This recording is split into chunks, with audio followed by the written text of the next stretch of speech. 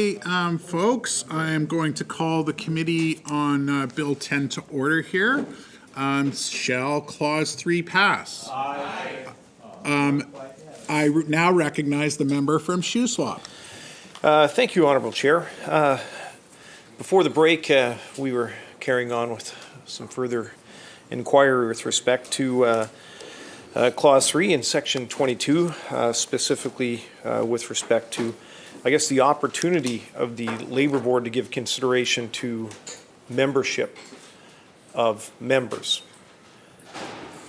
So, you know, we keep talking about card check, the removal of the secret ballot. There have been a lot of conversation, a lot of commentary even by the minister with respect to card check, where workers that may choose to sign up a application for membership card, and those cards being then presented to the Labour Board for consideration of actually union certification. There's some further conversation around membership, and the inquiries that I was making of the minister is that would a worker's membership with a union organization associated with a different construction site, could that be utilized as partial consideration for membership certification with another entity? And the minister had read from the regulation the requirement that if a worker was a member of a union, that the sheer fact that they were a member of a union, whether that application or that membership could in some way inform the Labour Board with respect to the agreement of a member with a further certification of a separate entity. The minister indicated that there was not the opportunity, and the member certainly can correct me if I misunderstood, but when he read from the regulation, it certainly was my understanding from the information the minister provided that the sheer existence of a membership with a worker and a previous entity could not be used or considered by the board with respect to a member's desire to move forward with supporting union certification for another entity. The minister read from the regulation that there would be a requirement for an additional authorization form to be completed that would include the name of the worker, the date, and the name of the union. The question that I asked of the minister is there a requirement for on that authorization form, if there's a requirement for an actual signature of the member, and in addition to that, if there's a requirement for the notation of to which company that membership would be utilized for in order to give support notionally for certification. So through you, Honourable Chair, to the Minister, could the Minister just clarify specifically what information is required to be documented on a authorization form that the Labour Board would give consideration to with respect to the authorization or the agreement of that particular member with a further certification application?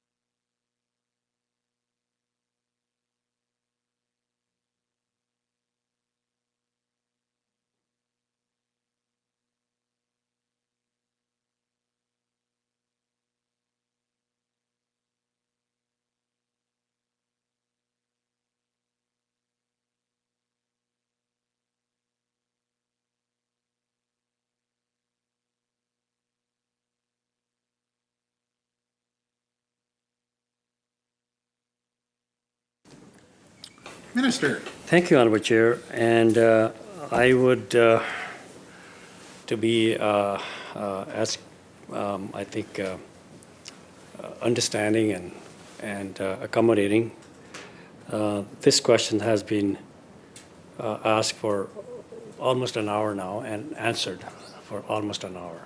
Same question. But I will do one more time to read the whole regulations. Mr. Chair, by the way, those regulations are not before this House right now. They are established by, for a long time, and the Labor Board follow them, and they are not being changed. So I will read one more time.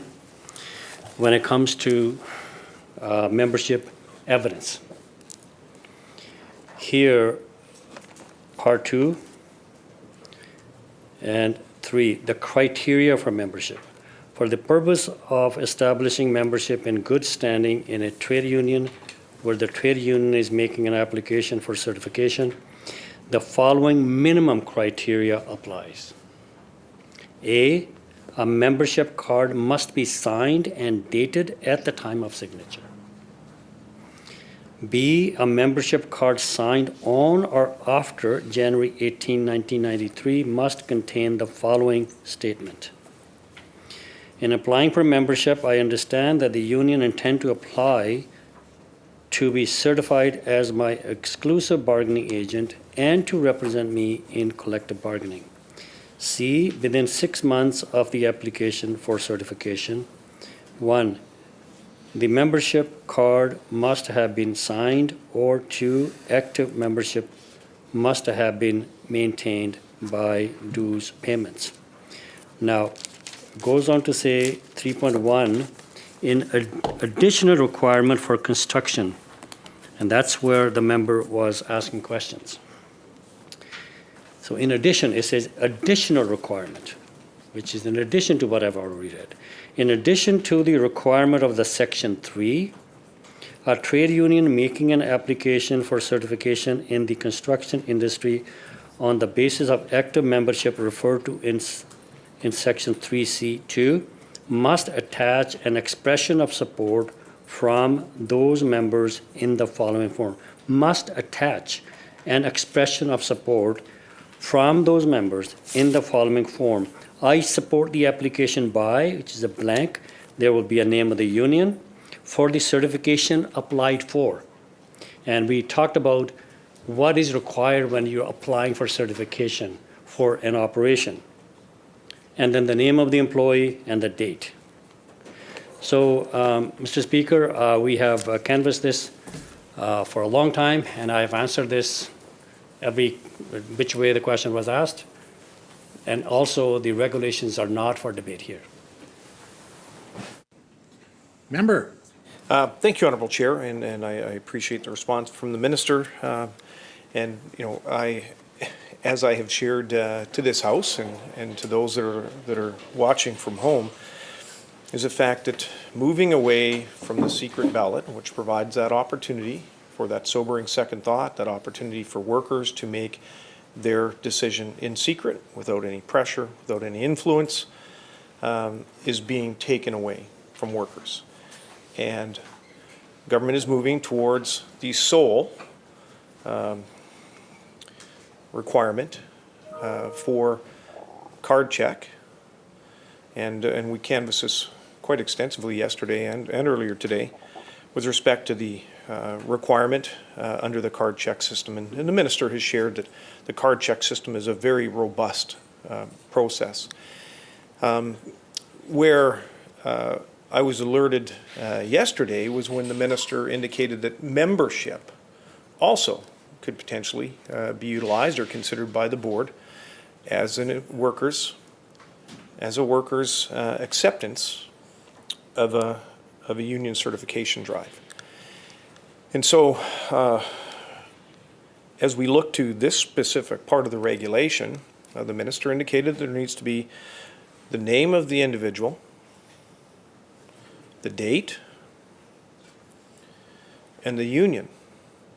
No provision for a signature, no requirement for the worker to actually sign on the dotted line, verifying that they indeed were the ones that completed that form, that they indeed were the one that actually were in support of the utilization of that authorization form as a method or means for identifying their support.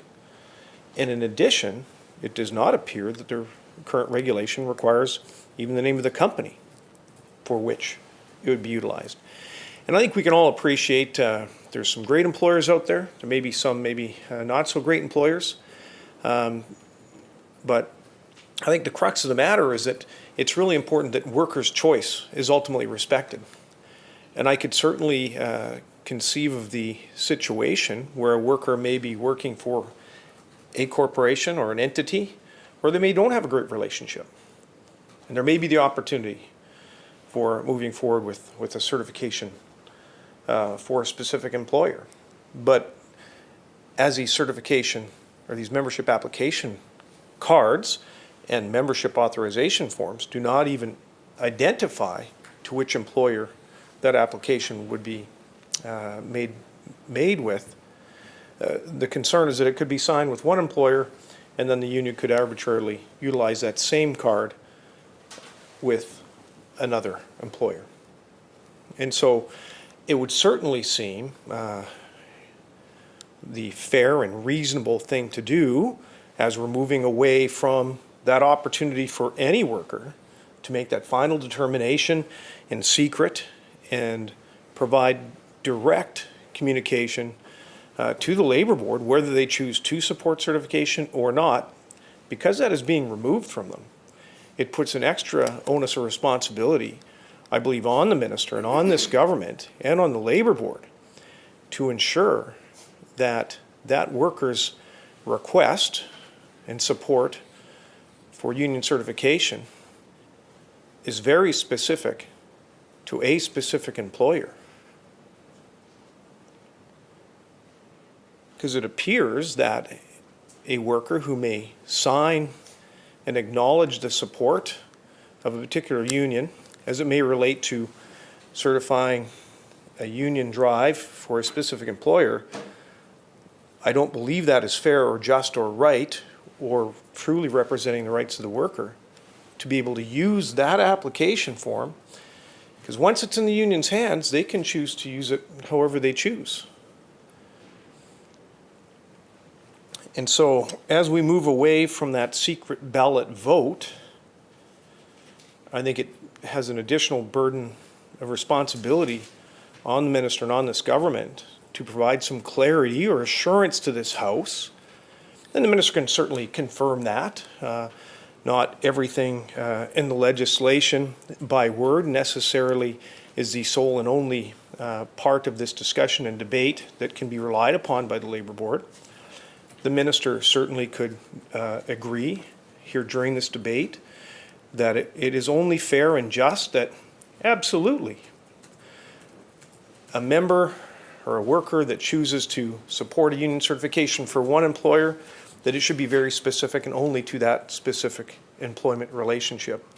And if that worker 3 months down the road chooses to go and work for a separate company, that authorization, that support would have to be required to be signed and authorized by that worker subsequently. So you, through you, Honourable Chair, to the Minister, if the Minister is unable to give clarity with respect to what he's able to decipher from reading the regulation, maybe the Minister is able to, at the very least, give workers that confidence today that their right and that their choice would be clearly identified and communicated to them as it may relate to different certification applications.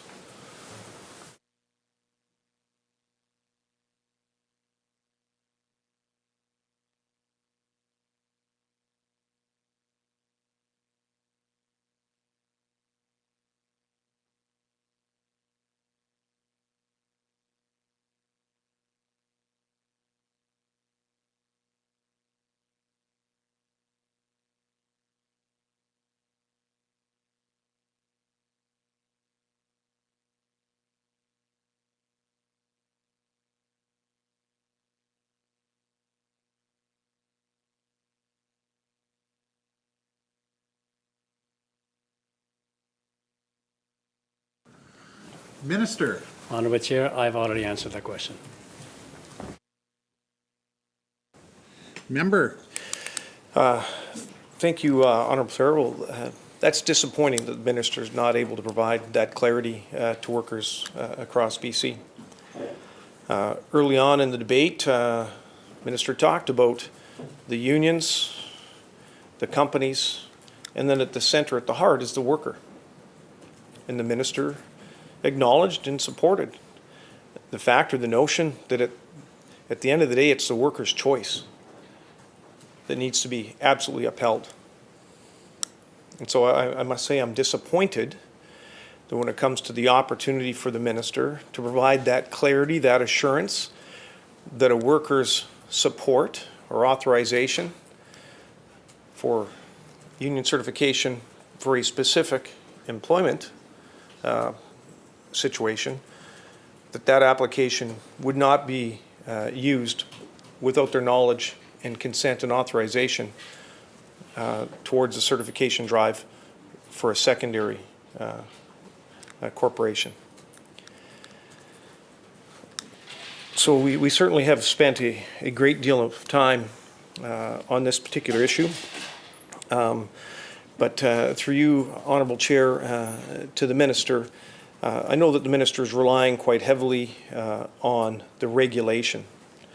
And yesterday, through some of our canvassing of inquiry, the Minister indicated that the board chair of the Labour Board ultimately has a lot to say with respect to the regulation that they actually utilized in making such determinations of the requirements for when a membership would be actually utilized, under what conditions, and what would be required to be provided.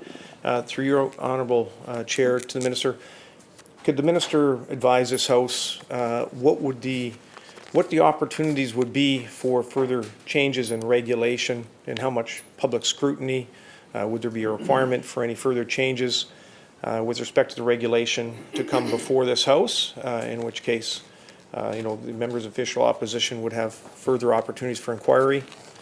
Or is it the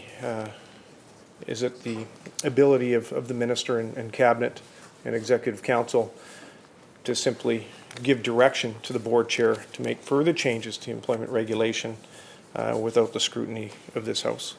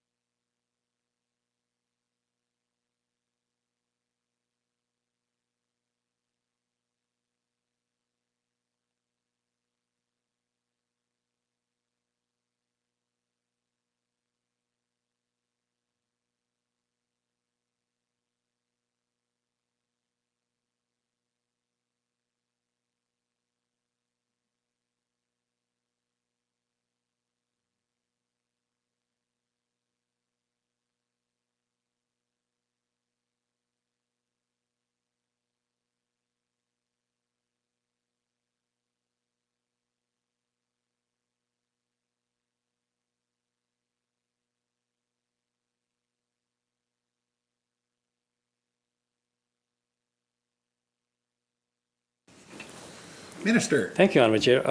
I would say this, that the board currently have a broad authority to interpret the Labour Code, and they have regulations to guide them by. And I will read 22 again to the member. Process relating to application. 22.1, the board must, in respect of application for certification under this part, A, make or cause to be made the examination of records and other inquiries, including the holding of hearings it considered necessary to determine the merits of the application for certification. They are guided by these rules. B, specify the nature of the evidence the applicant must furnish in support of the application and the manner of application. And then again, it goes on to say, in deciding whether a person is a member in good standing of the trade union, the board must decide the question on the basis of membership requirements prescribed in the regulations. So there is sufficient authority that exists, and I have not heard any cases that the member is kind of hypothetically bringing, unless the member has a case. Then that could be brought to the board's attention, that maybe there are some flaws in the system that they need to look at. But to me, I believe the regulations and the labor code, when you put them together, it gives the board the authority to make sure that the membership evidence meet the requirement of the code. And that's the board's responsibility. So they have sufficient leeway, authority, and discretion to decide all that. Member. Thank you, Honorable Chair. Through you to the Minister. Can the Minister share with this House who ultimately has the ability to change or modify the regulation which gives that guidance to the Labour Board? Is it indeed the Executive Council? Is it indeed the Minister and the Executive Council and the Premier of this province that can actually set through regulation, give direction to the Labour Board, the terms by which the board would then make their own determination on who's a member, who's not, and all of the different terms that the Minister is relying on and sharing and answering the questions here today. And I appreciate he can only answer the questions based on the regulation that's before us. But I think it's also important for British Columbians to know that the legislation before us is not the only document which has an impact on how and under what terms and conditions and situations membership might be determined to be valid.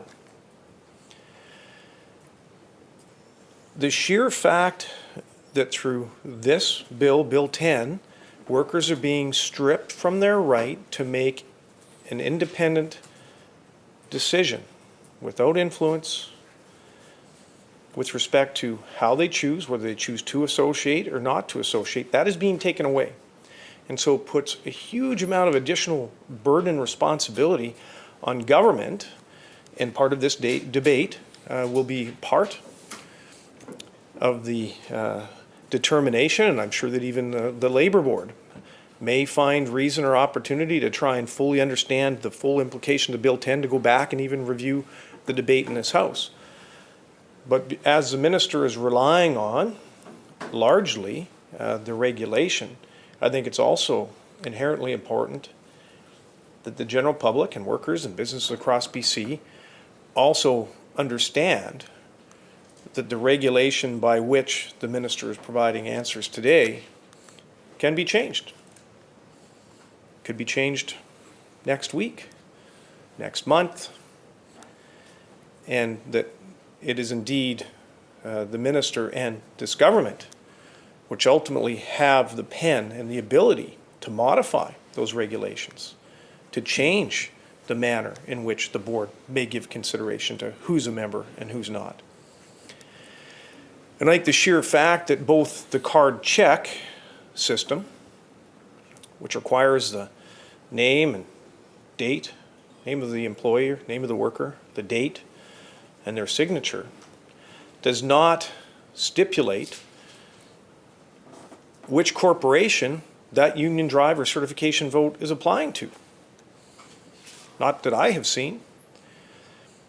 In the membership authorization form, which the Minister has referred to with respect to the regulation, also does not stipulate or indicate which corporation that union drive certification vote is associated with. And with respect to the authorization, it doesn't even require, from what the Minister has indicated, doesn't even require the employee to sign on. So theoretically, we could see an employee working for Company X and having a terrible relationship with that employment arrangement and sign a membership card with a specific union for union certification vote for a specific employer, but there's no specific employer that's even identified on that card check, on that membership application form. But once it's signed, that worker has given away his right. And if that worker chooses to no longer work for that company and go and work for another company over here, the union can use that membership card that was signed specifically for a specific certification vote without the worker's knowledge, without a further confirmation. The union organizers could use that membership card and arbitrarily apply it to this other employer. Well, the employee might be very happy with his contractual arrangements with a secondary employer. But the worker no longer has that right to maybe decide, no, I'm happy with this employment arrangement with this employer. I'm in not any way interested in supporting a certification vote for a membership application with this company. But the worker's already given up his right. And so unless the minister is able to share something different than he shared with us to date, that is a very true and real example of where a member that signs a membership application form is largely giving up their right. So through you, Honourable Chair, I know it was a bit lengthy, but one, if the minister can just confirm and just verify for this House who ultimately has the ability of making changes, further changes and revisions to the regulations, that is a guiding principle by which the Labour Board makes decisions. And then also, if the example that I have shared, if the minister can share whether that is a real example of a condition that currently exists. And I would hope that the minister, in supporting workers' rights, would agree that maybe some further amendments or changes need to be undertaken so that a union certification drive or a membership that was applied for a specific union certification with a specific employer, that membership card would only be eligible and available for that specific employer. And it would be unfair, I think grossly unfair, and I think not certainly in support of workers' rights, to not provide that worker with that opportunity to make a subsequent decision.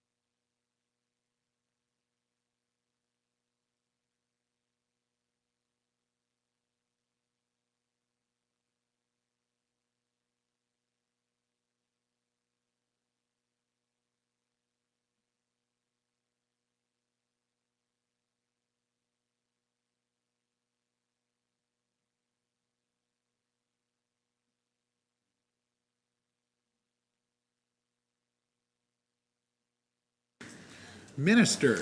Honourable Chair, one question that the member keep on coming back at is, I've already answered that, so I will not touch on that again. The other, he made a number of assertions and comments. I want to say that he is wrong in most of those. But he did have a question. And the question was, who has the right to change the legislation or the regulations? And the member should know, he's been around for a long time. The legislations are brought before the House, debated, passed, royal assent, they become the law. But also in the legislation there are enabling languages allowing cabinet to create regulations. So through OIC, those regulations are crafted. That's how that process works, and the member would know that. And member also talk about how somehow the once you sign up your membership, you've given away your right forever. That's totally false. Because the membership in union for certification purposes is only good for 180 days, number one. Number two, if they feel that their name is being used wrongfully, they have the right to revoke their membership. They can do that. No one will even know about that. This is how their identity is protected. So that happens. That is the case. Then the other point member make is somehow the workers' rights are being stripped away. How ironic that this member belongs to BC Liberal Party would talk about workers and their rights. Knowing their history, he may not be there at that particular time, but there are enough members, current House Leader, member from Abbotsford, and there are a number of others who were the key architect of stripping workers in early 2000 of their rights. Legally negotiated collective agreements were ripped up, throwing 9,000 workers on the street so that their friends, international contractors, can come and make profit on the backs of those workers, on the backs of healthcare. Mr. Speaker, it didn't even stop there. Injured workers' benefits were eliminated, reduced. Now members to stand up and talk about workers' rights is disingenuous, to say the least. So if they ideologically oppose this bill, I would respect that, and he should stand up and say that. Somehow that the member opposite is protecting workers' rights, again, no one believed them. No one believed them. Workers are relieved when they see that they're sitting on that side of the chamber, that they have never opportunity to strip them of the rights that they had, and they have, and they had, and now what they enjoy today under this government. And if there are going to be any changes, believe me, Mr. Speaker, it will be to support the workers and to value the work that they do. That's what this government is committed to. That's what I'm committed to. So please don't come across as if somehow you're protecting the right of the worker. You're not. Okay, member, just to ask that we don't let debate on clause 3 get too repetitive. Absolutely. Thank you very much for that reminder, Honourable Chair. You know, it's interesting. The minister attempted to provide a bit of a history lesson on previous administration. What I recall of the 1990s. What I recall of the 1990s was BC's economy going to number 10 in Canada. Tens of thousands of workers out of work because of this mismanagement of the previous NDP government. Sorry, member. If the members could let the member here have his time. Thank you. But hey, that's maybe an ideological difference that we may have. Look, when it comes to workers' rights, 79% of British Columbians, 79%, all support the right of workers to have a secret ballot when it comes to identifying their choice, whether they choose to support unionization, a certification drive, or not. I fail to see, and I don't know any British Columbian, is any British Columbian that might be watching feel threatened when they have to go into a voting station and actually mark a ballot? There's no pressure. There's no influence. There's no coercion that goes on. It is the one time when British Columbia residents actually have a right to make their decision, which they have keep secret with themselves, but to make that decision known. Stripping that right away from workers is barbaric.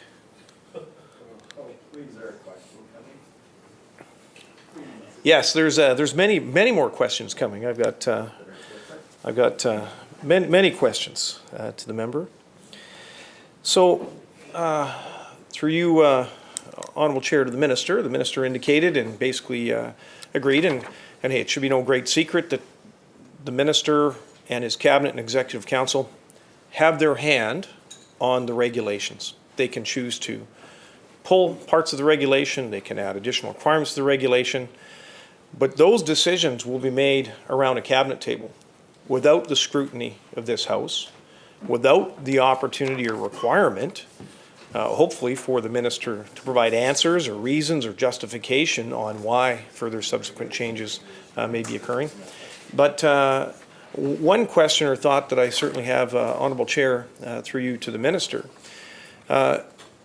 has the Minister, either in writing or verbally, had any conversations with either any trade or union organization with respect to the potential of further amendments or changes to the current labour regulation?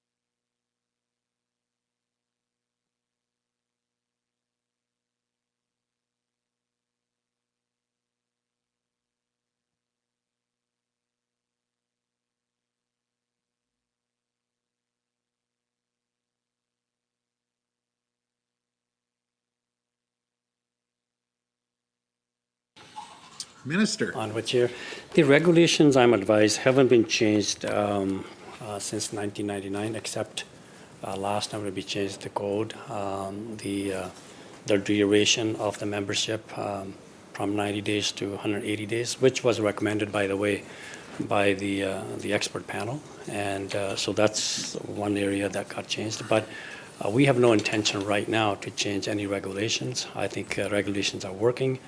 No one have put any submission to change them. And so as I read them, the board has a very robust process in determining to make sure that the membership brought to them by a particular union are legit, and they have ways and means to determine that, and I think those are sufficient, and we're going to stay with them.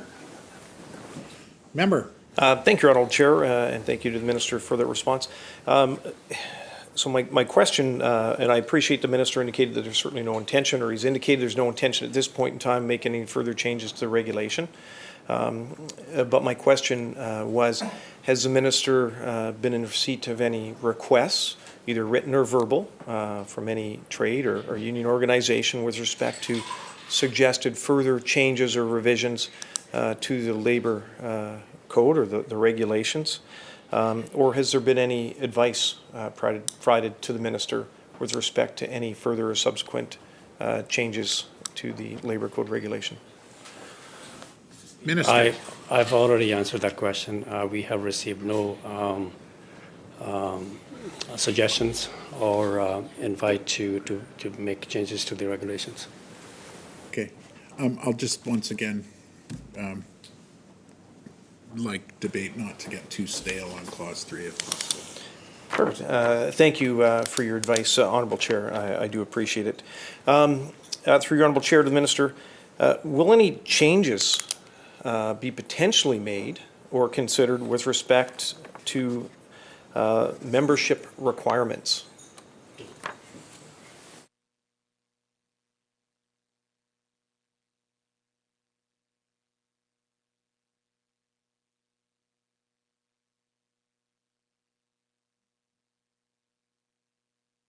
Minister. Honourable Chair, I said no request for changes came, and going forward, who knows? Time changes. If we hear from the stakeholders that certain changes need to be made, either through the initiative of the labor board, they may suggest that certain things do not work and they need to make some recommendation and some recommended changes.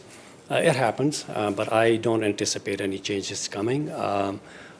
If the stakeholders, month to month or year to year down the road, I can't predict what those recommendations would be, and you make those decisions based on the submissions that come your way. Member. Great. Thank you, Honourable Chair, and to the Minister, I appreciate the response. And so I could take it from that response that there also has not been any discussion or consultation, verbal or written, with the Labour Board with respect to any further or additional changes that may be suggested with respect to the Labour Code regulation. Minister. Thank you, Honourable Chair. The answer is no. Shall clause 3 pass? Aye. Shall clause, order. Shall clause 4 pass? Member.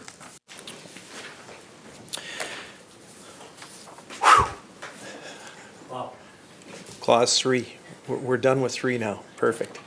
Great. And thank you very much, Honourable Chair, for your willingness to allow me to have some further scrutiny of the Minister. So clause 4, this largely has to do with card check, and the Minister has shared with this House the rigor by which the Labour Board scrutinizes the card check process. And card check, as we've spoken about, clearly is the worker's opportunity to give clear direction, both with the date, their name, and obviously their signature.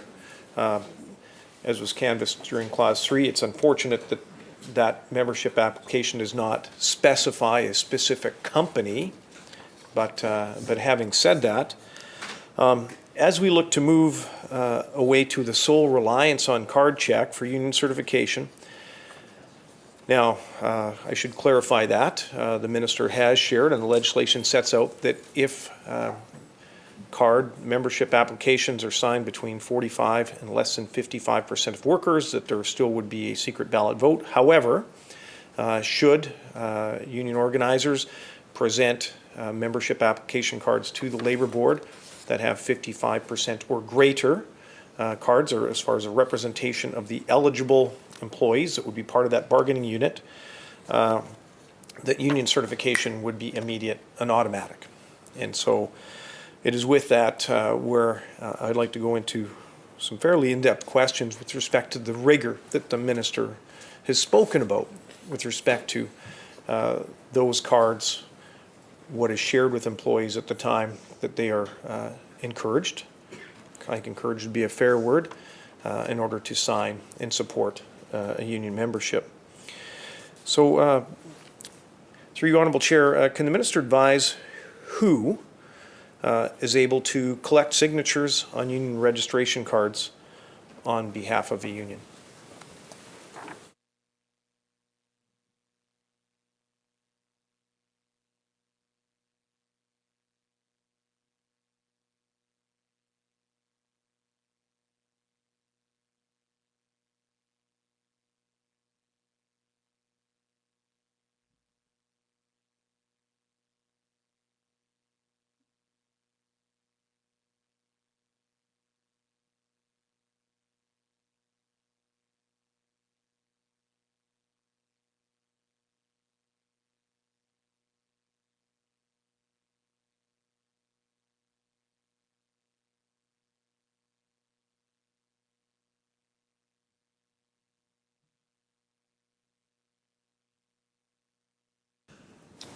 Minister.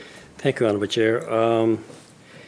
The certification, Section 23, Clause 4, is very clear that if the board is satisfied that on the date the board receives an application for certification under this part, at least 55% of the employees in the unit are members in good standing of the trade union, and B, the unit is appropriate for collective bargaining, the board must certify the trade union as the bargaining agent for the employees in the unit. I think that is the critical part of certification process.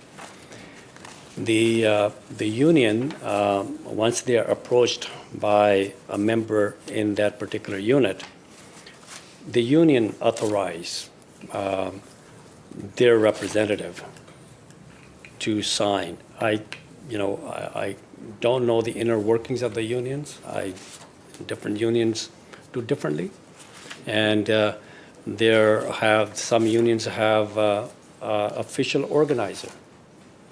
The organizer's job is to accommodate requests that come from non-union operations, and they will provide the information.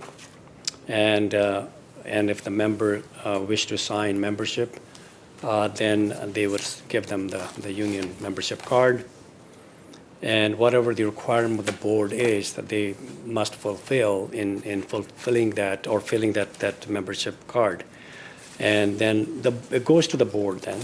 When the board is satisfied that at least, for 55% of the employees of the unit.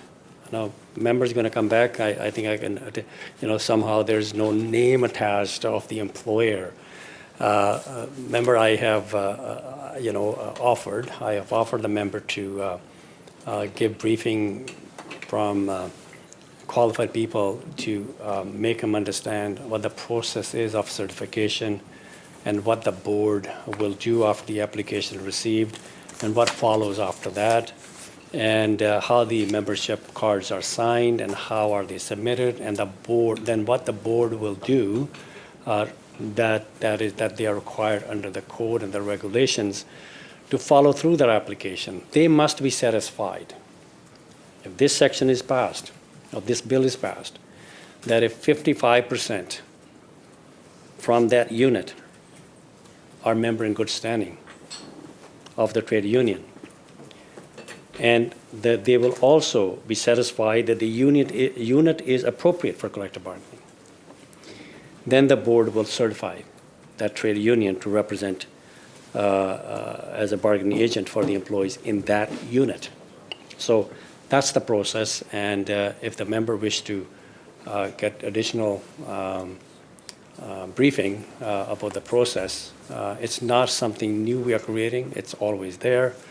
The only difference is there won't be two steps to determine the support in the unit. It'll be single step, and that is to uphold the rights of the worker.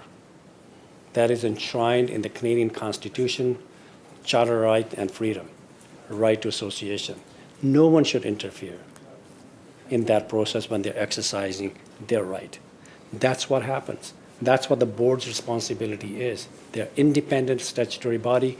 They make those decisions based on the code and the regulations that they have. Member. Thank you, Honourable Chair. And the Minister is quite right. This bill takes away that second step, that second opportunity for workers to make their final decision in secret. That is being removed, and now we're moving, and there's an increased reliance on card check. And the Minister would have to agree that. The fact that the scrutiny and rigor around the process by which the Labour Board would receive, authenticate, verify those cards that are submitted has increased importance. Because if you get it wrong on the card check, the employer doesn't have that choice to make a second affirmation or potentially even voting against a union certification drive. So through you, Honourable Chair, to the Minister, my question was not so much from the union side, like I appreciate unions may have their own rules and regulations. Is there any requirement of the Labour Board with respect to, or any limitation on who can collect these signatures on these union membership cards?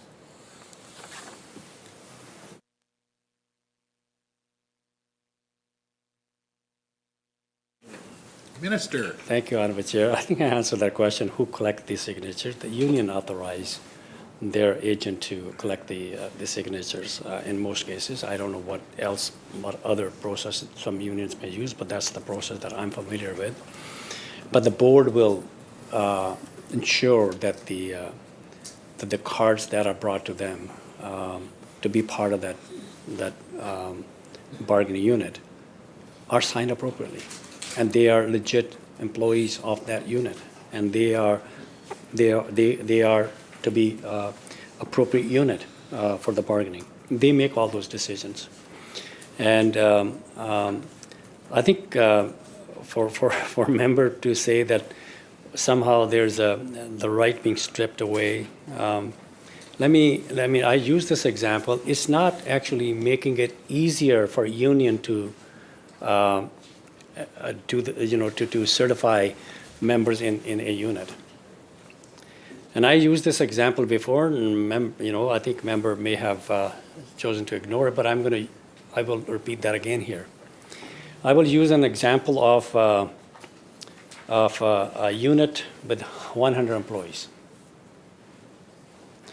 And if 55 of those 100 members sign to join a union, the union will go to the board. If the board is satisfied that there's an appropriate bargaining unit, that the sufficient members, 55%, have signed, they will certify that unit. Now think about going to the second step, if there was a second step. Now you're going for a vote. And I have not seen any election where 100% people vote, but largely, most of the time, it's less than the total population vote. So if that particular unit, say if only 80 show up to vote, now under that system, 41 will decide that there should be union or not. If 41 voted in favor, union is certified. Compared to, under single step, 55 of them have to sign. So it's not that easier, it is easier now under single step, but it is a fair system. Under the two-step, the panel was very clear that the time between the application is made and the vote takes place, illegal activities take place. Illegal, unlawful interference takes place. These are not anecdotal statements, these are facts. And they said, recognizing that, we recommend a couple of changes to prevent interference, illegal interference. Shorten the period between the application and the certification vote. Give employer less time to interfere. But also give board a right for remedial certification, that if they are caught, then the board will determine that they were involved in unlawful activities, interference, and therefore it justified, or we will certify that operation. And then they went on to say that if those two changes do not prevent interference by employers, then there's a compelling case for card check. And I have said this before, the interference continued on since we made those changes. There are cases, real cases. And I read some of the examples from individual workers who were involved in organizing the other day. So that's why we're doing this. And for the member to ask about somehow the verification of membership under a single step need to be very stringent and more stringent. Okay, fine. I think the board is already very stringent. But the same system applies if there was a second step, a reconfirmation again. It's board goes through the same process of determining whether the cards were signed legitimately, whether there was any illegal activities took place. It's their responsibility, and they do a very good job in determining whether the cards are legit or not. So either case, the board's responsibility doesn't change. they will still do the same thing as they have done before. Even if there was a two-step, they still do it. So I think that I have all the confidence in the board that they've been applying the law and the regulations, and I have not heard any complaints or submissions that somehow some regulations need to be changed in order to make it more stringent, because there are some evidence that some unlawful activities take place in somehow signing those membership. There are tools available to the board to deal with them now, and they are sufficient in my view. Member. Thank you, Honorable Chair. Well, the question was pretty straightforward. Does the Labor Board have any requirements with respect to who is able to actually present a union membership card before a worker? The Minister spent close to 6 minutes answering, or I guess pontificating on a whole bunch of things, but he didn't answer the question. Is there anything in the regulation that in any way stipulates who in British Columbia is able to actually present a membership card for a worker to sign up to become a member of that union? Minister. The union's agent. Thank you, Honourable Chair. So from the Minister's response, is the Minister able to just confirm that the only individuals that are able and authorized under the current Labour Code to present that membership application to a worker for signing up and joining a union is an agent employed directly by the union? Minister. Mr. Speaker, that part is not for debate here. That part is not being changed. It's not part of the bill that is before us. Section 4, Clause 4 talk about for members' benefit, if the board is satisfied that A, on the date that the board receives an application for certification under this part, at least 55% of the employees in the unit are members in good standing of the trade union, and B, the unit is appropriate for collective bargaining, the board must certify the trade union as the bargaining agent for the employee in the unit. Board decides whether those cards that are brought to them are legitimately signed and by, the authorized people. Member. Thank you, Honourable Chair. Through you to the Minister.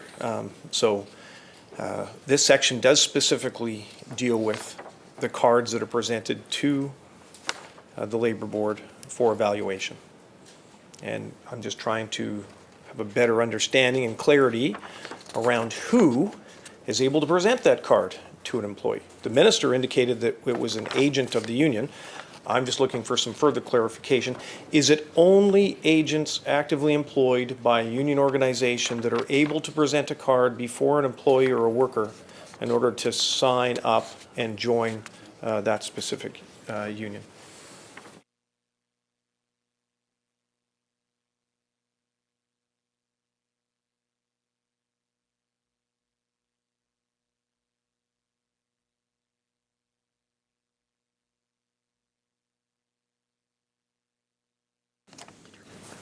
Minister. Honourable Chair, that is not up for debate here. That part is not being changed. That practice was there yesterday, day before last year, and the same practice is today and tomorrow will be the same. Member. Thank you, Honourable Chair. Well, I would assume by the Minister's non-answer that it's not exclusively only agents of a union that are able to actually collect union cards. And the Minister certainly, I stand to be corrected if the Minister wants to share anything differently. My question is, does the Labour Code specifically indicate who, or any limitations around who is able to actually present a union membership card before a worker in the province? And this is incredibly important because workers are being stripped of their right to make their democratic right in secret, or their decision in secret. The sole reliance now is on card check. And I think it's incredibly important that members and the general public have a clear understanding of the rigor, and this is not my words, the Minister has indicated that there's a lot of rigor around this card check process.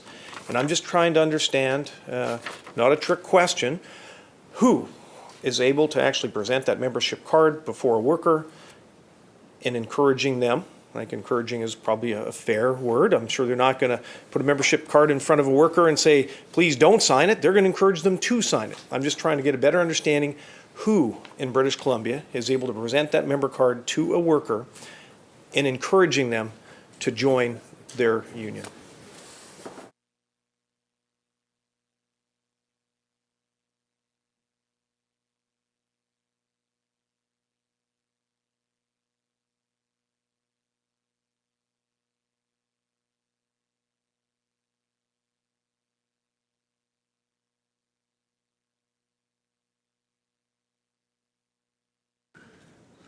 Minister. Honorable Chair, the code doesn't specify who can, who cannot sign members.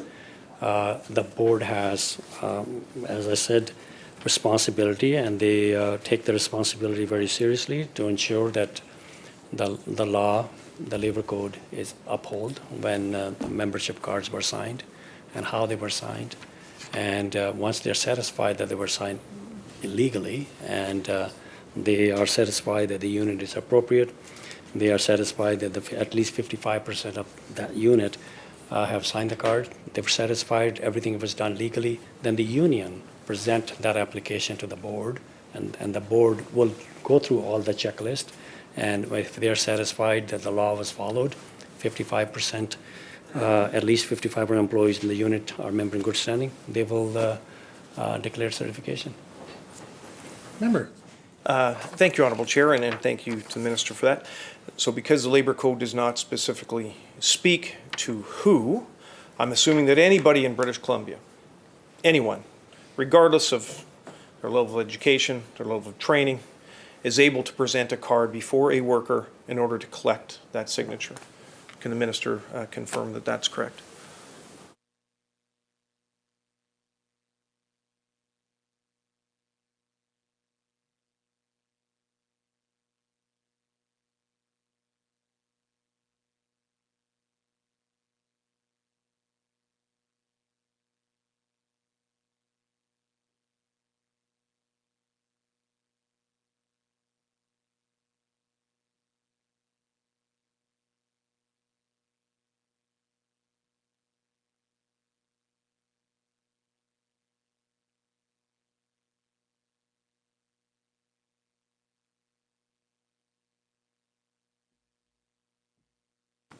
Minister. Thank you, Honourable Chair. The cards are signed by anyone authorized by the union, and the board's responsibility then follows after the application is made by that union, and to follow through what I've already said and the process that the board must go through. So that's the process, Mr. Speaker, and I think I've answered this question a number of times now. Member. Thank you, Honourable Chair, and I appreciate the Minister's further clarity on this answer. So it appears that anyone in British Columbia, regardless of your educational level, regardless of any training, if any, is able to present a card in front of a worker in order to encourage them to sign and join their union. It's interesting, if you want to sell real estate, there's requirements for the level of training that a real estate agent must have and must hold a license. And I would also suggest that that the employee who may choose to join a specific union in signing the card, and the Minister has read into the record a couple different times, basically that the worker is giving up their right. They're giving up their right to continue to have a direct relationship with their employer, to speak directly to their employer with respect to hours of work, remuneration, holiday pay, hours of work. All those rights are given up when an employer or worker sign a union membership card. It's a very important transaction. Maybe not quite as important as maybe putting your signature on a marriage license, but it's a very important. It's a very important decision that a worker makes. And it's a bit surprising that there's apparently appears to be no requirement for any training or knowledge of the labor code or the labor standards when an individual approaches that employee and encourages them to sign the membership card. You can't even serve a beer to somebody in a bar without at least having the most smallest level of serve it right course. You know, things like that are inherently important, and government over the years have made determination that it's important that there's at least a base level of training and knowledge of that individual. And I would say, and I think most British Columbians would agree, that giving up your right to have that direct communication relationship with your employer is incredibly important and could have a significant impact, obviously, on your ability to negotiate your wage rates, vacation time, hours of work, working conditions directly with your employer.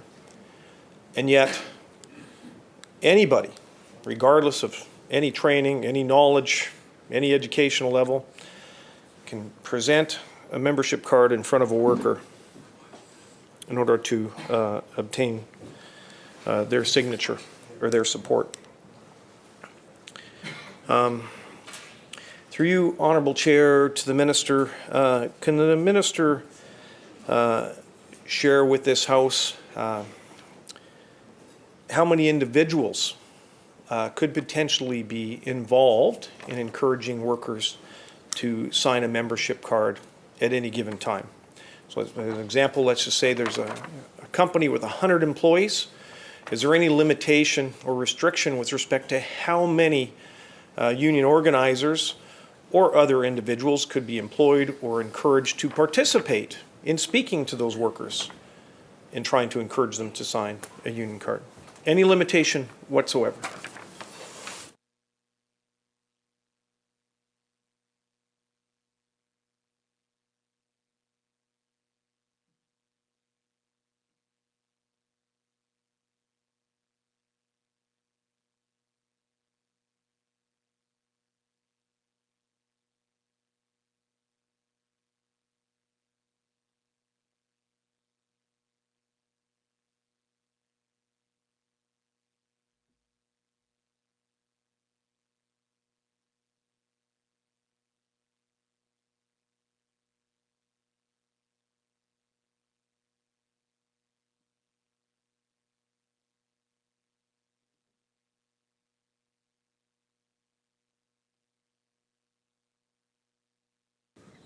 Minister. Thank you, Honourable Chair. The rules that applies going forward, how the membership are signed and what process union use and how many authorized people that they have to sign are the same. That was in 2005 and 2010 under the previous government. That part was not changed. And there is a prohibition under the code of undue pressure by anyone. And also, members have the right to revoke their membership, and no one will know anything about it. So there are checks and balances. And so it is interesting that coming from this member, somehow questioning the skills and ability of union organizers and union officials. I would ask him to stand up and maybe make similar comments about the management side. But there is they must have a certain degrees in order to be a supervisor. I like to hear that, because it is the union's internal matter. They decide who is the best person to represent the members of theirs. They decide who is the best person to deal with the health and safety issues of the members. And they decide who is the best to do and engage in collective bargaining on their members' behalf. They have specialized people to deal with WCB issues. They have specialized people to deal with organizing and negotiating first collective agreement.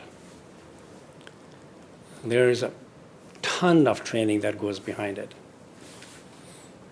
And member to question somehow that the union officials are not fully trained or don't know what they're doing is reprehensible. And I'm not surprised coming from member from BC Liberal Party, because they never stood on the side of the workers. They hate unions every opportunity they get. Every opportunity they get. They berate them and insult them all the time, every opportunity they get. Only time they talk about workers, is when they were trampling on their rights. The history is clear. History is clear. This is the member, for his education, is the party that believed that 12-year-olds could work in sawmills in dangerous jobs. And they were cited by International Labor Organizations, United Nations, for not acting on that. That is a fact. That is a fact, Mr. Speaker. And how they rip up collective agreements is a fact. And the member talking about wrong, that is a fact, Mr. Speaker. So anyway, I have answered the question, Mr. Chairman, and that's the question. Hold on a sec. As much as I like it getting spicy in here, I do have to advise people, or advise both the minister and members, that we should keep debate relevant to Clause 4. Thank you, Honourable Chair. I will say that the minister's response was a gross misconception of what I said. My questions and query had nothing to do with the education or skill set of union organizers or agents. My question was very general. Is there any requirements for any individual in BC to present a membership card before a worker? And the answer is no. There's nothing set out in the current labor code that provides even the most basic level of requirement. Anybody can present a union card in front of a member for a signature. It is not solely an agent. I think if it was only solely an agent of a union, then that would be a much easier conversation. But the labor code does not provide any requirement for any educational level. A 12-year-old could present a membership card in front of a worker. Anybody. There's no requirement. A worker, a fellow worker, a worker from another organization, any individual can present a membership card and try and encourage a worker to sign. That was the context of my question. I did not say anything negative towards any union organization or any workers or management within those organizations.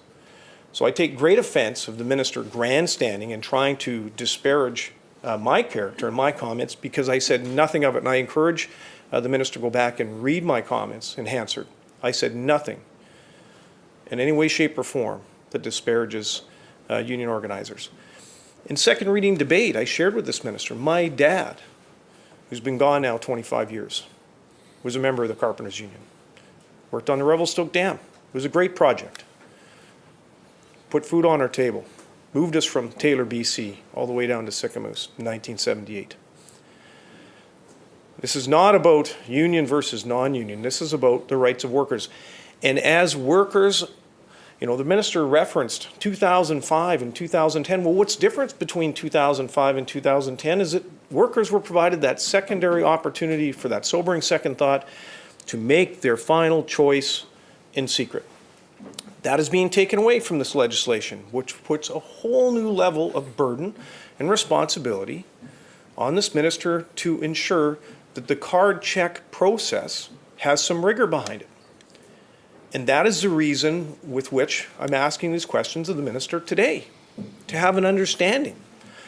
What does card check look like? Who can present these cards? Nobody presents a card in front of a worker to discourage them from signing it. Anybody that approaches a worker is encouraging them to sign. Hey, Ted, you're a great guy. You should join the cause. Sign this card. And what I'm trying to understand is what level of education, what level of knowledge, what burden of responsibility has the labor board in any way set out for those individuals? We've talked about if you want to sell a beer to a customer in a bar, you have to at least take a serving it right course. There has to be a minimum level of educational awareness on the potential impacts, pros or cons. Most of us go to a bar because of the positive effects, but there's also some negatives. And so I'm just trying to have an understanding what level of training or educational requirement is on anybody that presents that union card. I agree. There's probably lots of benefits that could come from signing a union card. But there's also many rights of the worker that are diminished. And we can parlay back and forth on ideological views on which is more advantageous to the worker or not, but it is a change.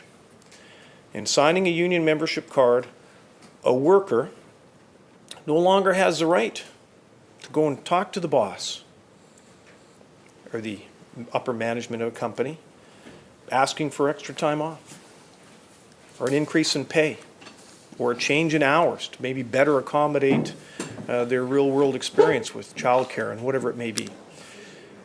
And that's important.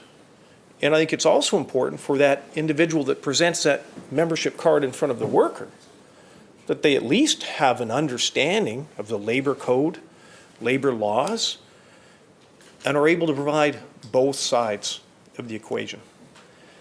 But that does not exist.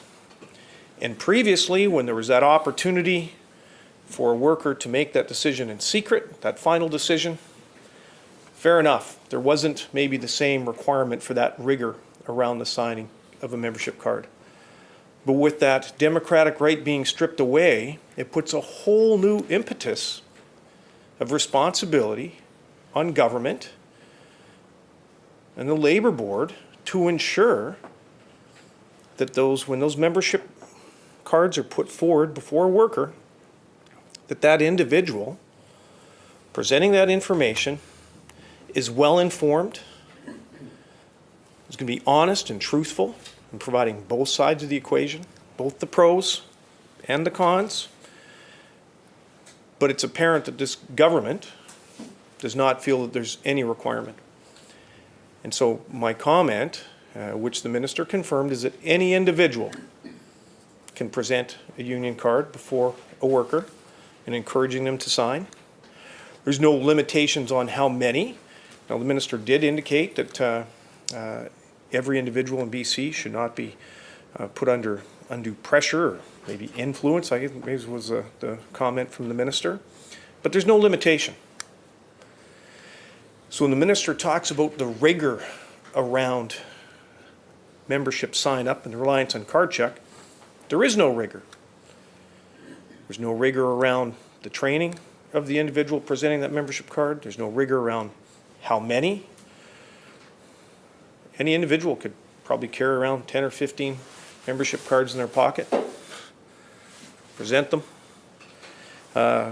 Maybe that brings another question. Through you, Honourable Chair, to the Minister, is there any oversight of the Labour Board in determining how many membership cards are created for presentation to workers with respect to a specific union certification drive?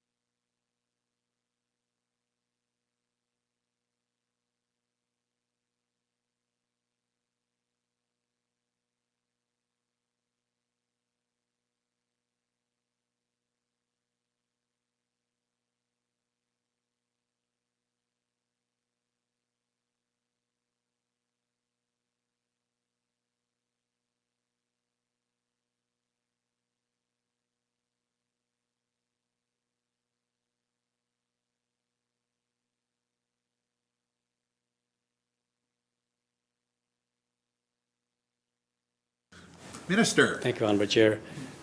We're talking about Section 4, Clause 4, and there's nothing in here that the member are relating his questions about. The system of signing membership cards by unions, presenting it to the board's responsibility to ensure that everything was done within the law and the code is not being changed. We're not talking about that part. It was there before, it is here today, it will continue on. We have no intention of changing that. Member. Thank you, Honourable Chair. So I'll take it from the Minister's non-answer, is that there's no registration or, I guess, documentation of how many membership cards might be out there at any given time being presented to workers. And I would also surmise, and certainly the Minister can correct me if I'm wrong, but there's likely also no registry. The Labour Board does not maintain any register of those individuals that are actually authorized or in any way have sufficient educational training to properly educate members and presenting them with a membership certificate. So there's nothing that the Labour Board currently does to in any way monitor those that might be presenting membership cards before workers, or in any way track or monitor how many membership certificates may be given out. It's left fully open to the union organization. And again, Minister can correct me if I'm wrong, but a membership could print out 1,000 membership application forms. There's no requirement for any educational awareness. It could be done by workers or agents of the union, could be anybody. No restrictions, no requirement whatsoever. Minister. Honourable Chair, the board is an independent statutory body. They apply the law, the labor code and the regulations. They work within those. They make sure that the employer and the workers follow those laws. And we're not changing any of that. And that process was there under the previous government. That process is still there, and it will continue on. And that part is not here for debate. We're not changing any of that. We're talking about Section 4. So I'm requesting that we get back to the Section 4. I'm just going to once again caution all members and Minister not to let Section 4 debate here get too stale and to avoid repetition. Absolutely, and thank you for your sage advice, Honourable Chair. I've said before that moving away from the two-step process to the single-step process puts an additional impetus and requirement and responsibility with respect to, I think, British Columbia fully understanding the rigor, and it's not my term, that's the term that the Minister shared, that there's a lot of rigor behind the process for the card check system. And so I'm just trying to flush and better understand what rigor the Minister may have been referring to. When it comes to the educational training or awareness of those that might present membership certificates, there's zero rigor. With respect to determining, who's actually eligible or able to present, there's no rigor. And so I appreciate your enabling me to ask these questions as I have some further inquiry around the rigor that the Minister had referred to, because so far I'm seeing none.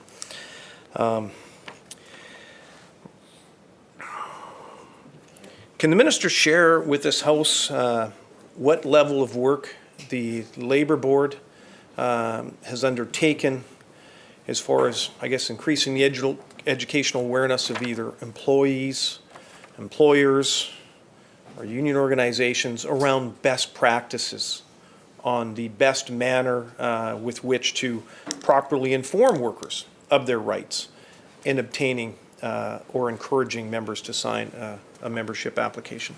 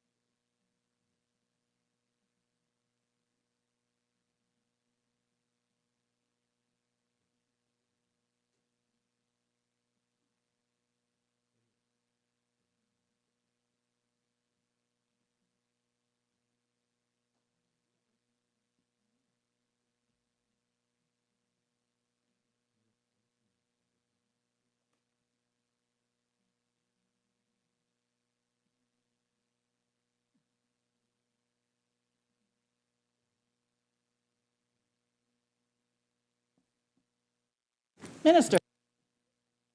Thank you, Honorable Chair, and welcome to the Chair.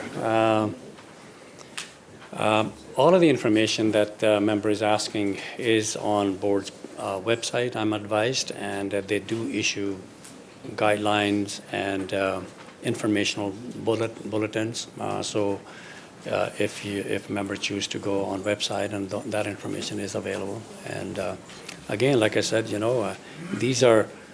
these would be appropriate questions for the board if the member wished to take opportunity to have a briefing on that. They're not part of the bill that we are debating. None of that is being changed. They update those guidelines and informational bulletins time to time. So that all information is there. But we are debating Section 4, and none of that, the question that member is asking, are not part of the bill. Member. Thank you, Honorable Chair, and welcome to the Chair. I disagree with the Minister's comments that the rigor by which the Minister referred to around this whole card check process has great importance with respect to the removal of that second step, the secret ballot, as that is being stripped from workers, and we're now reliant specifically and solely on this card check system. It's, I think, really important both for British Columbians, workers, and employers to have a really good understanding of the rigor which goes around the process of obtaining membership cards from workers. So the Minister has referenced that there apparently are some guiding documents or, I guess, informational pamphlets that are put by the Labour Board. And I'm assuming that, and I haven't seen them, but I'm assuming that those information circulars provide very important information, both for workers' rights with respect to what their rights are around seeking membership.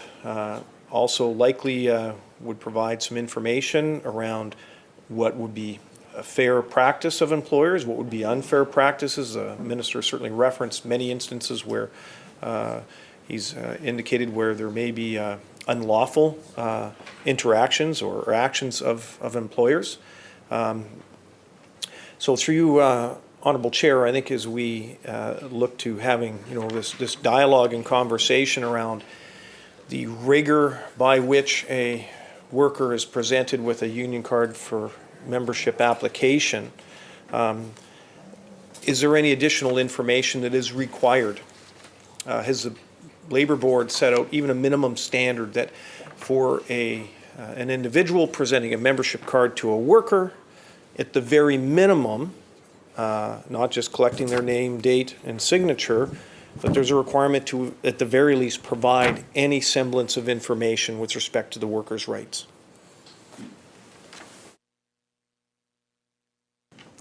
Minister. Honourable Chair, I answer this question.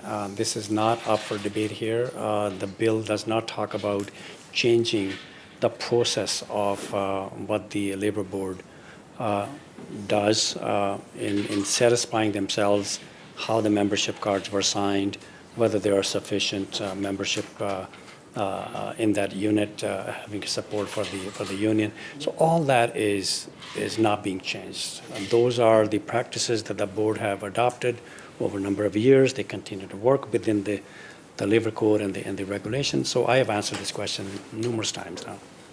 Okay, on clause 4, if you can ask a different question. Thank you, Honourable Chair, and I always appreciate your sage advice. Again, I differ with the Minister.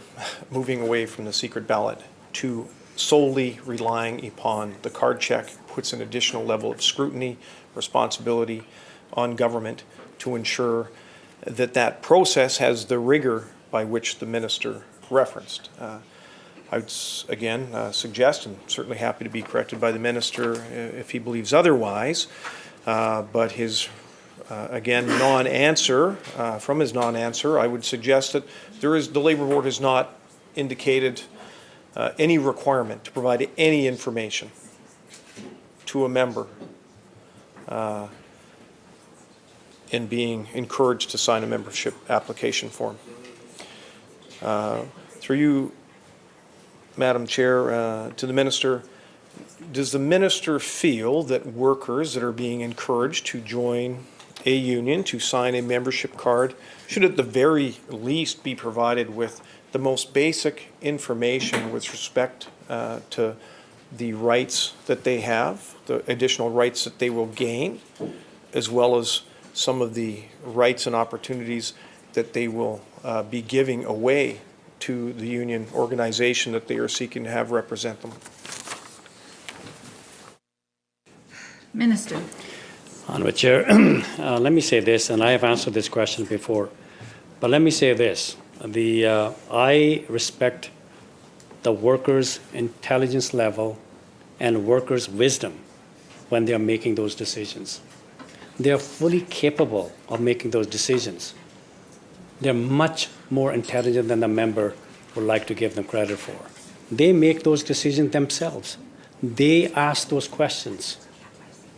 I will not second guess a worker's right to exercise their right to association. They ask all those appropriate questions. And if they're not satisfied with the answers, they will choose not to sign that membership card. Once they're satisfied, they will sign that card. And then if union has sufficient numbers to support that unit, then they will make that application to the board. So it is the worker's right. They are fully capable of making those intelligent decisions, what is good for them, what is not good for them. They know full well. Honourable Speaker, so I have answered this question a number of times, and it's had nothing to do with the clause before us. That process continued to be how the membership was signed, whether it's a two-step or a single step. That process continues on. It is not being changed. Member. Thank you, Honourable Chair, and thank you to the Minister for his response. The Minister referenced, the intelligence level of worker, and I have no reason to doubt the intelligence level of workers. But the Minister indicated and shared with this House that, if the worker asks questions of the individual presenting them with that membership application form, I think it's important that at least somebody has the understanding that the individual that is presenting and encouraging the signature or sign up of that membership form has some level of training or knowledge, and in any way, shape, or form has the ability to even answer those questions.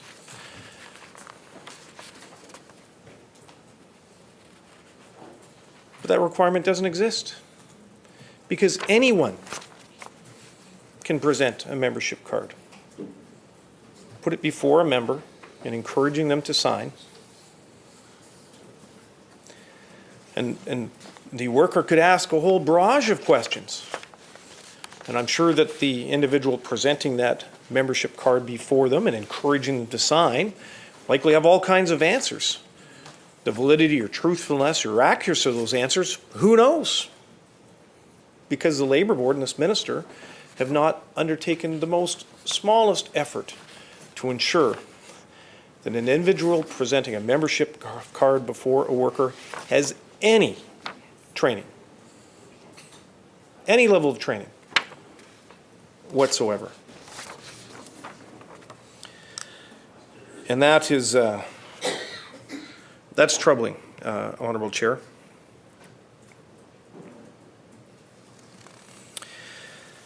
Through you, Honourable Chair, to the Minister, is there any requirement of an individual that's seeking to encourage members to sign a membership form? Is there any requirement for that individual to make their efforts known to the employer?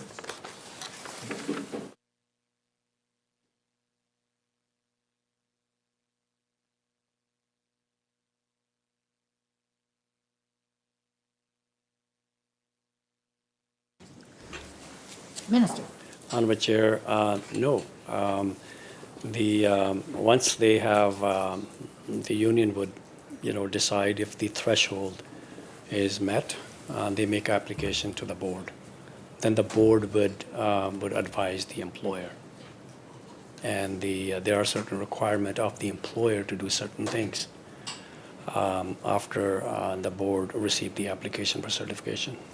And then the board will ensure that both parties follow through those rules. Member. Thank you, Honourable Chair, and I appreciate the answer from the Minister. Has the Labour Board or the Ministry either already created or contemplated any rules or guidelines or best practices that would be presented or made available to union organizers or individuals that may be presenting and seeking and encouraging workers to sign membership with a specific union?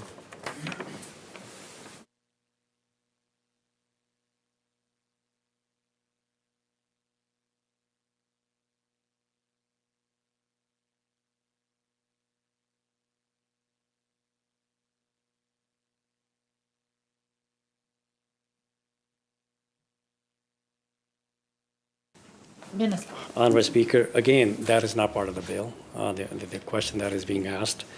But there are guidelines that the board follow. For example, the board may reject membership cards if it decide the card doesn't reflect the true wishes of the employee.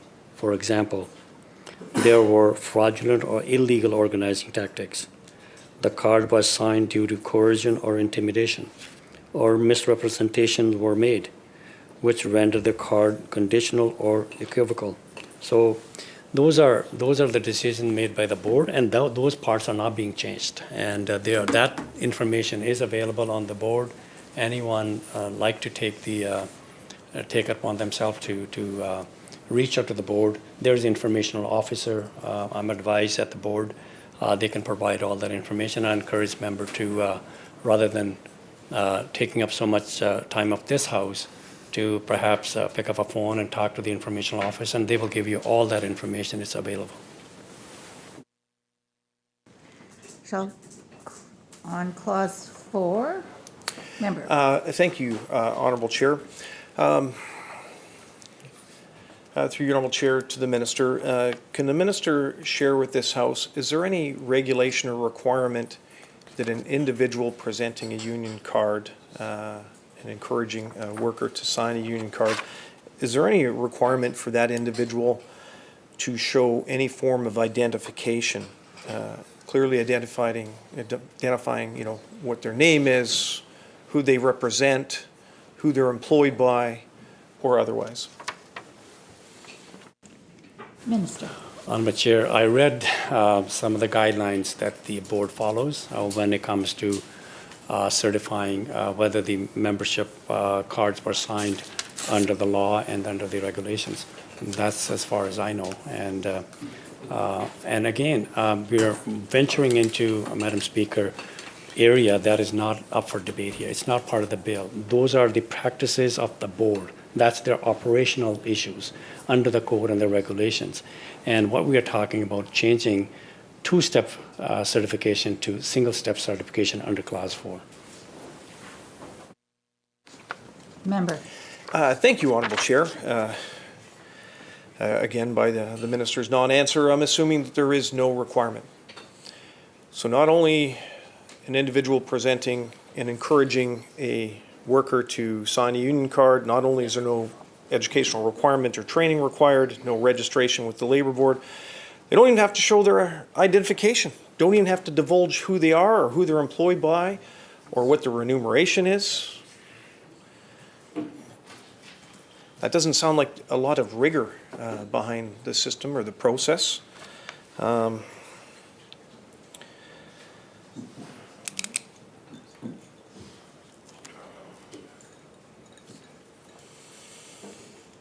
Through you, Honourable Chair,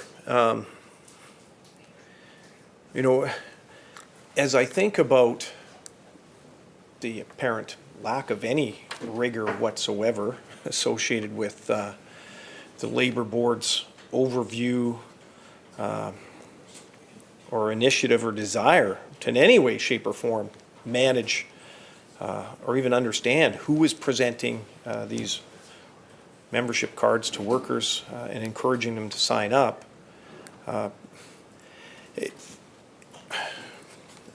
It absolutely is dumbfounding to me that this would exist. And I guess that when workers at the end of the day were provided with that sobering second thought, that opportunity to have their ultimate decision made in secret, maybe when that was there, that provided enough comfort that maybe, hey, look at if there's things that are said or things that are presented to workers that may be not entirely accurate.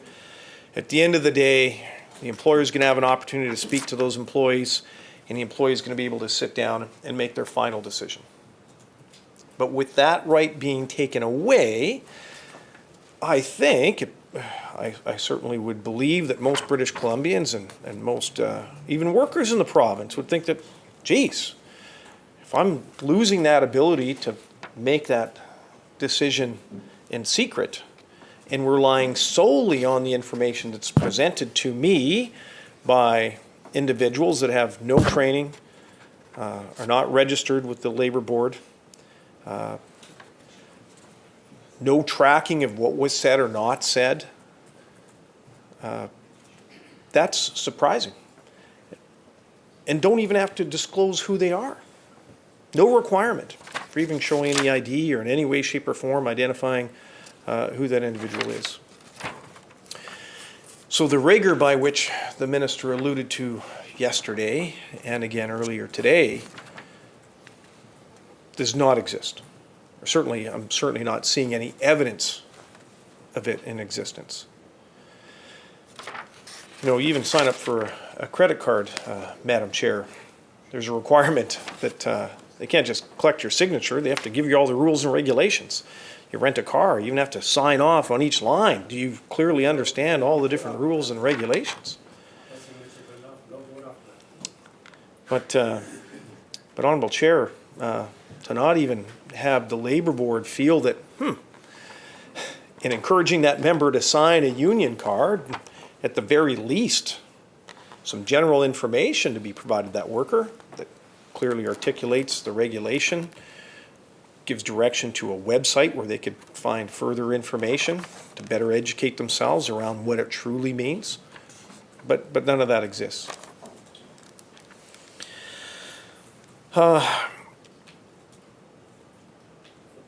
Through you, Madam Chair, to the Minister, is the Minister able to share with this House if there are any repercussions should it be determined that a union organizer or an individual that may not even be a member of the union, may not work for the union, but any individual that presents a union card for signature in front of a member, if there's any information that's communicated verbally with that individual, if that information is incorrect, are there any repercussions with respect to that? And how would, I guess, the Labour Board know or make any determination with respect to who provided the information, accurate or inaccurate?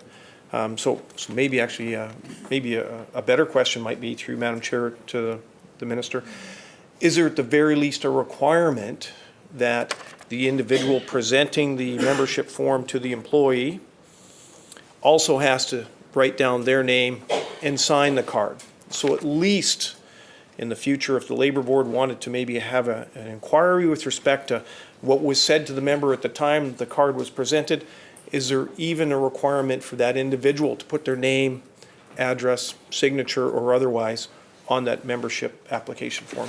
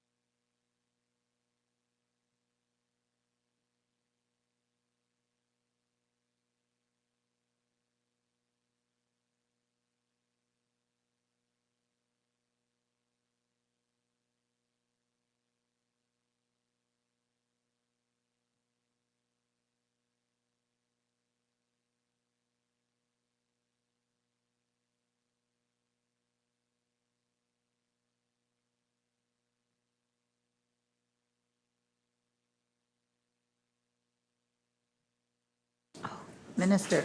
Honorable Chair, I will read the board process one more time, and then we could hopefully get back to the clause 4. What the board does. Board may reject membership cards if it decides the card doesn't reflect the true wishes of the employee. For example, there were fraudulent or illegal organizing tactics. The card was signed due to coercion or intimidation, or misrepresentation were made which render the card conditional or equivocal. If the rejected membership card means the threshold is not met, the board may dismiss the application. So the rigor and the process to determine the legitimacy, whether the laws were followed, rests with the board.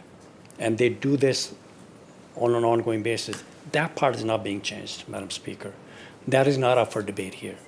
We are debating Section 4, which talk about if the board receives application for certification under this part, at least 55% of the employees in the unit are member in good standing of the trade union.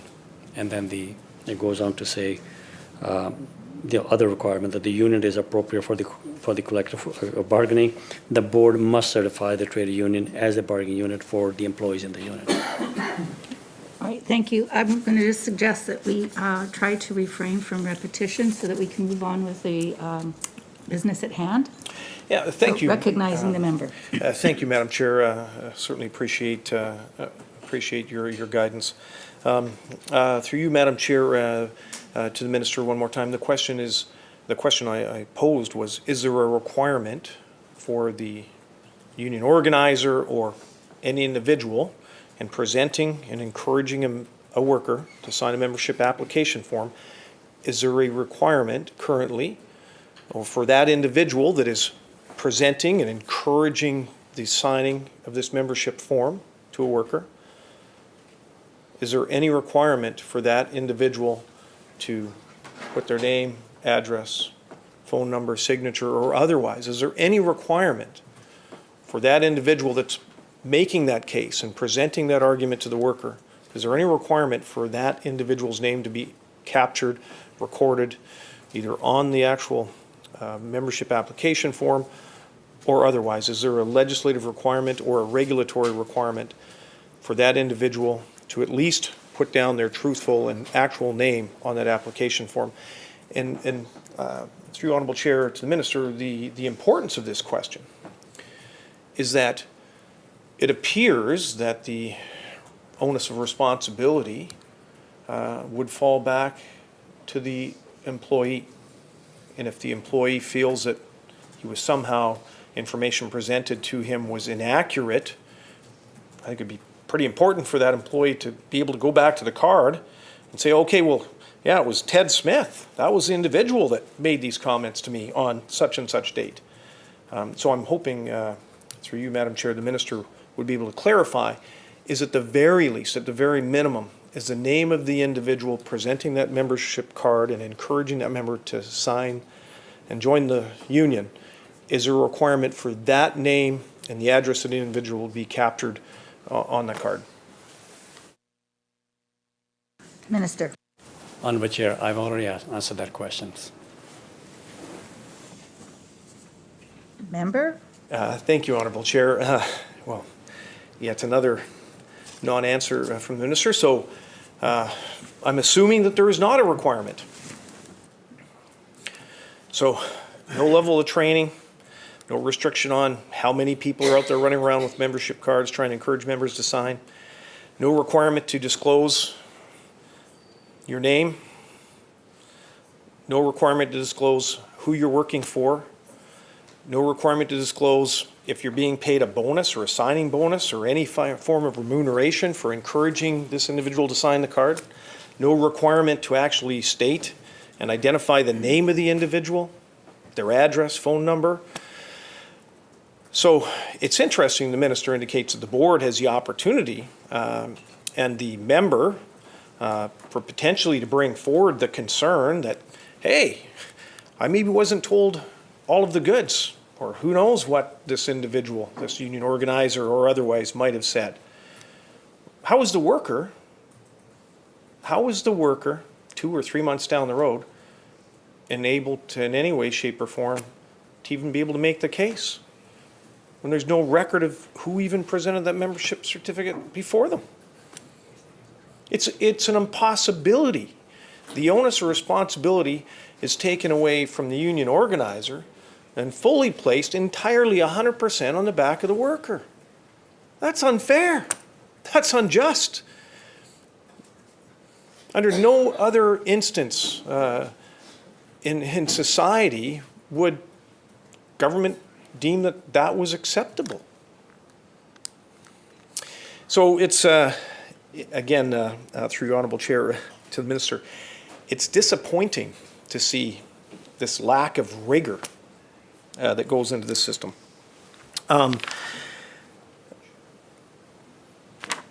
So there's no requirement for identifying who they are. There's no requirement for identifying either on the union card or even for the union to be able to identify and track.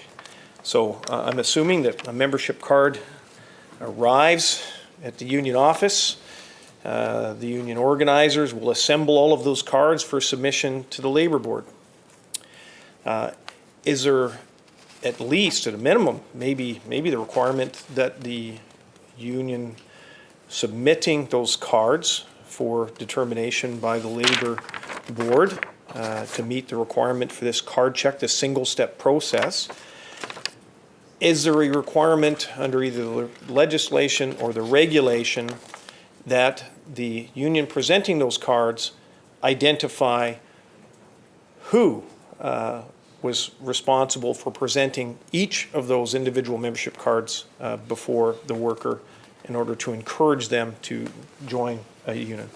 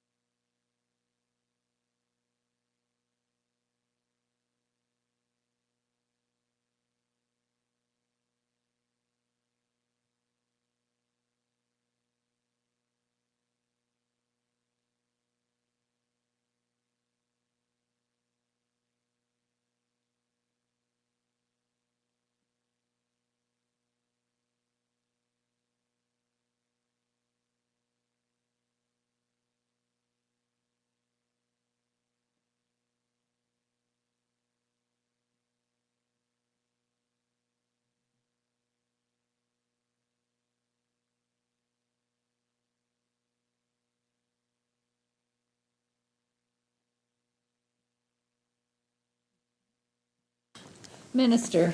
I speak, but I already answered the question. I have repeatedly brought to the House's attention the process that the board goes through. There's none of that is being changed, and I have no intention of changing that. Bill 10 doesn't talk about changing that process. On clause 4, if there's a new line of questioning, I think that this House would really appreciate it. Oh, absolutely, Honourable Chair, and thank you for your guidance. I've got a lengthy list of additional questions that that I'm hoping the minister can answer in his defense of the rigor that is currently behind this process of card check, of union membership sign-up. I'm hoping there may be some, but again, through you, Honourable Chair, with all due respect to the minister, but from his non-answer, I can only guess that there is no requirement for a union in submitting these certification or membership cards to the Labour Board for consideration. There's no requirement for the union to in any way, shape, or form identify who specifically presented that membership card before the worker and encouraging them to sign up. So I think that those that might be listening from home would start to surmise that it'd be almost impossible, almost virtually impossible, for a worker who has signed a membership form to in any way, shape, or form after the fact raise any concerns with respect to what was said,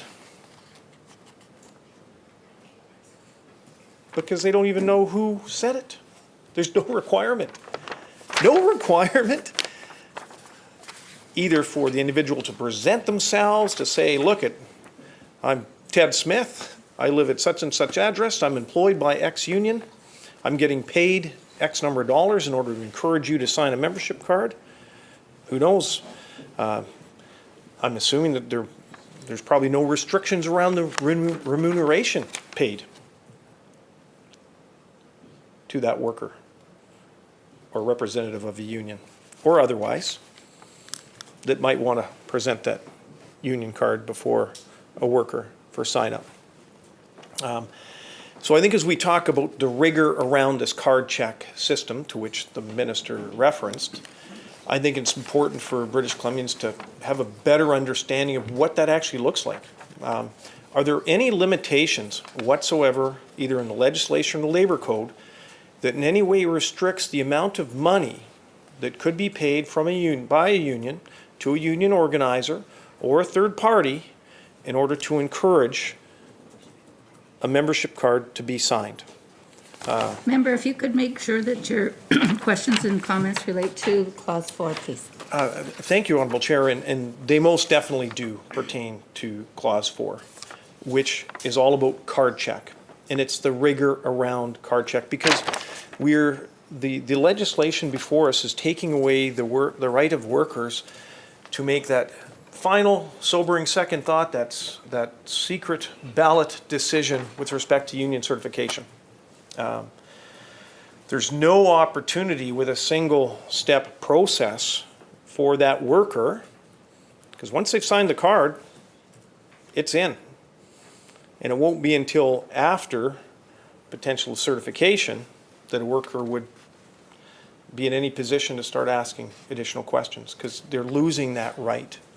They're being stripped of that right to make a subsequent decision in secret, that sobering second thought, so to speak. And so the rigor under which these cards are actually presented, or these membership certificates are presented to the workers, has huge increasing amounts of responsibility.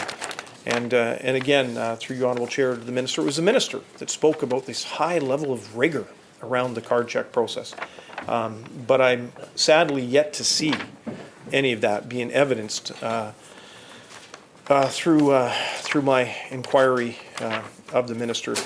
So through you, Madam Chair, to the Minister, is there any restrictions whatsoever with respect to how much money a union could pay a worker Member, in on Clause presentation? 4, please. Absolutely, and thank you, Honourable Chair. I appreciate that. Is there any restriction with respect to the amount of money that could be paid to a union organizer in obtaining, in encouraging that member to actually sign a membership card?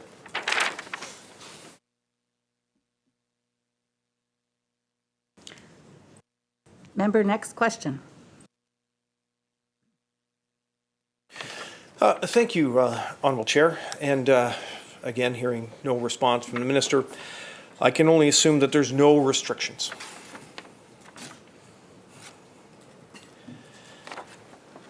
So unions are big business, and I know they are there largely to represent workers' rights, but it's big business. And business development is about encouraging and building the unions. More workers, more money paying dues, more money to help support pension plans. It's a very important endeavor, and I don't in any way, shape, or form deny it. But I think it's also important for British Columbians to have an understanding about the rigor by which the minister, the government, and the Labour Board regulate or manage or monitor how those memberships are obtained. The amount of money that might be paid to an individual for obtaining that signature on a membership card. But apparently there is none. Government certainly spoke a lot about taking big money out of politics, and there was lots of conversation with that in 2017. And yet here, apparently there's no limitation whatsoever around the remuneration paid to union workers or third-party contractors in order to encourage and entice workers to join and sign membership cards.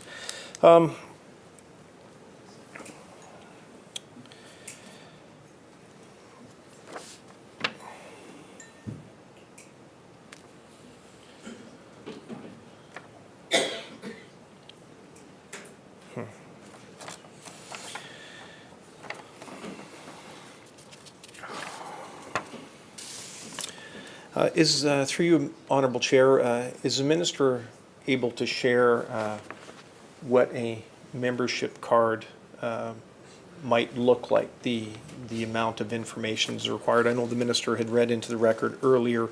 Apparently, I think since 1993, there's a requirement for an actual disclaimer or disclosure with respect to identifying when the worker signs that membership application form, what that signature actually entitles the union organization to undertake on their behalf.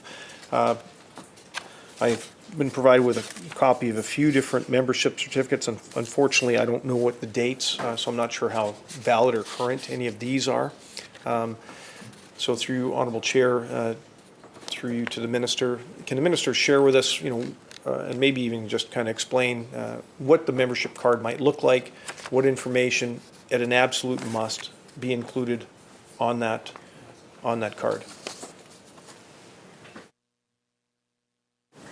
Minister. Madam Speaker, I have answered that question. I've read into record what is required of the member when they're signing the membership, what information is needed on that card.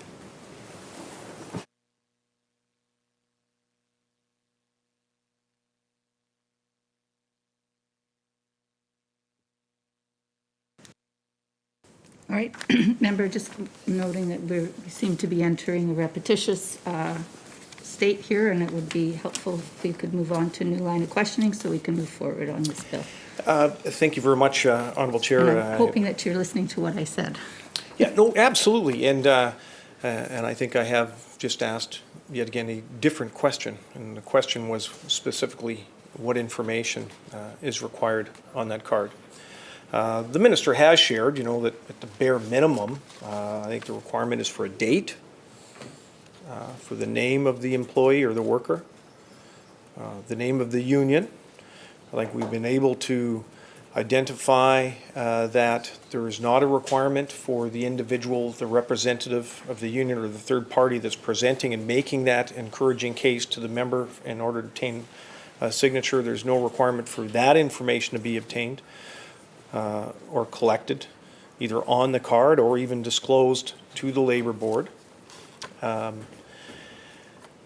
With respect to the specific membership application, I know previously under Section 3 we had some fairly lengthy back and forth and dialogue around the union and the bargaining unit. The Minister had indicated that there's not a requirement to identify the name of the company by which that membership is being obtained, that the membership application form is only specific to the union by which they are seeking membership, that it would not contain the name of the facility or the name of a company that the employee is currently employed at.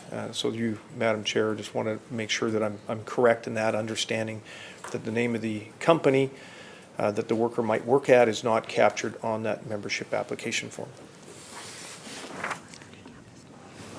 Minister. Honorable Chair, we canvassed this particular question under Section 3 numerous times. I read for record the information required on that card, on the application card, and what is the bare minimum. That's the requirement under regulation. I read it many times.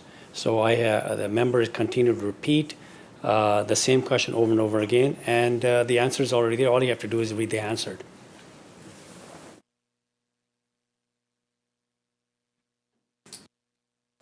Member. Thank you very much, Honourable Chair, and thank you to the Minister. And I do appreciate your patience as we work through this lengthy list, but these are important questions. And I think it's important that we get these questions and the Minister's answers or non-answers on the public record.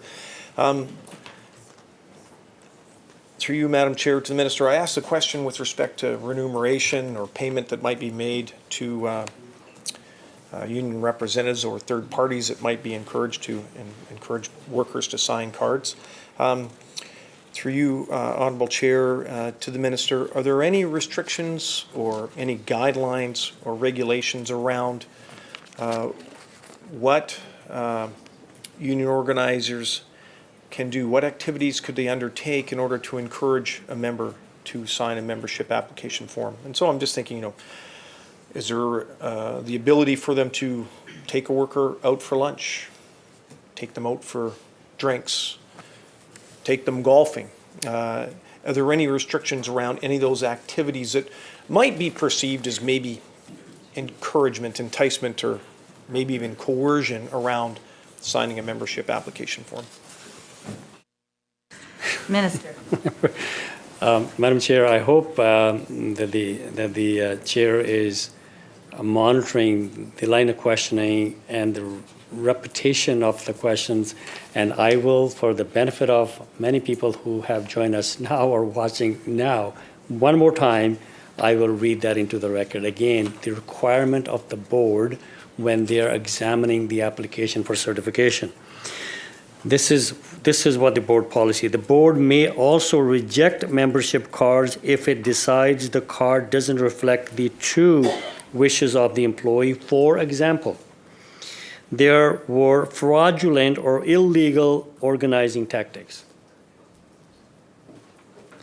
The card was signed due to coercion or intimidation, or misrepresentations were made which rendered the card conditional or equivocal. If the rejected membership card means the threshold is not met, the board may dismiss the application. I don't know how many more times I have to read this into record again. Obviously, member either not paying attention, he already made up his mind for the next question, which is the same over and over again, Madam Speaker, and we have canvassed this particular question for so many times, and I would I request the chair to draw the members to clause 4. Members, I think everyone could use a little bit of a break at this point, so I'm going to call a recess for 7.5 minutes.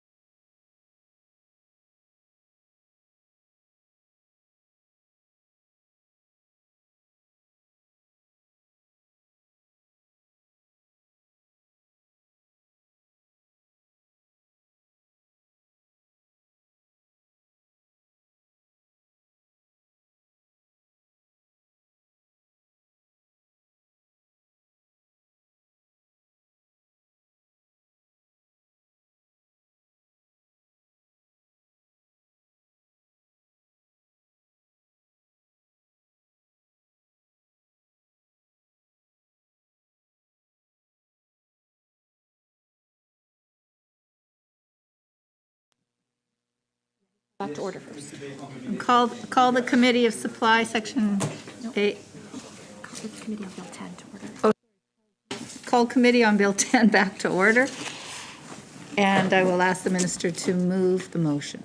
Madam Chair, I move that the committee rise, report progress, and ask leave to sit again. Members, you've heard the question. All those in favor, say aye. Aye. Opposed? Carried. This committee stands adjourned.